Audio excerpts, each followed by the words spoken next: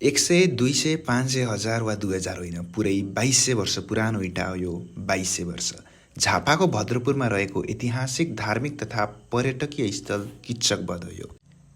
हिन्दू महाकाव्य महाभारत अनुसार पाण्डवका बलशाली भीमले अत्याचारी किच्चकको वध गरेको कारणले यस ठाउँको नाम किच्चक भएको बताइन्छ। स्थानीय जनविश्वास अनुसार भीमले द्रौपदीलाई बचाउन किच्चकलाई यही क्षेत्रमा पराजित गरेका थिए, जसले यस स्थानलाई पौराणिक महत्त्व दिएको छ। ऐतिहासिक कथा, हरियाली वातावरण र पुरातात्विक महत्त्वका कारण यस ठाउँ भद्रपुरको प्रमुख पर्यटकीय स्थल बन्दै गएको छ।